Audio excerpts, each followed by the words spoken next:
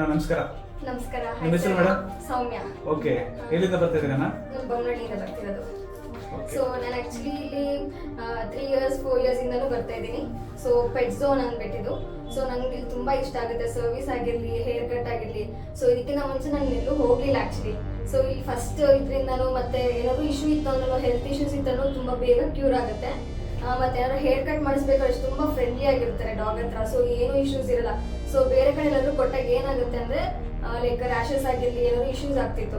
So ತುಂಬಾ ಇಷ್ಟ ನನಗೆ ಇಲ್ಲಿ ಬರೋದಕ್ಕೆ.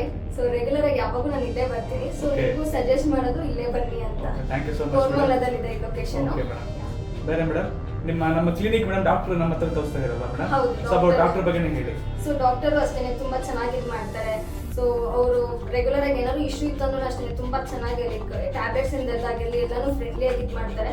ಸೊ ಏನ್ ಇಶ್ಯೂಸ್ ಬಂದಿಲ್ಲ, ಸೈಡ್ ಎಫೆಕ್ಟ್ಸ್ ಏನೂ ಬಂದಿಲ್ಲ. ಇಲ್ಲ ಟ್ಯಾಬ್ಲೆಟ್ಸ್ ಕೊಟ್ಟರು ಹೆಲ್ತಿ ಆಗಿದ್ದೀನಲ್ಲ ಮೇಡಮ್? ತುಂಬಾ ಹೆಲ್ತಿ ಆಗಿದೆ. ಎಷ್ಟು ವರ್ಷದಿಂದ ಬರ್ತಾ ಇದ್ದೀರಾ? ಅರೌಂಡ್ 3 ಇಯರ್ಸ್ ಇಂದ ಇತ್ತು. 30 ಡೇಸ್ ಇಂದ ನಾನು ಇಲ್ಲಿ ತಗೊಬಂದಿದ್ದು ಫಸ್ಟ್ ಮಂತ್ಗೆ. ಸೊ ಅರೌಂಡ್ 3 ಇಯರ್ಸ್ ಆಯ್ತು. ಜಾನ್ ಬಂದ್ರೆ 4 ಇಯರ್ಸ್ ಆಗುತ್ತೆ ಇಲ್ಲಿ ಬರೋದು. Thank you so much.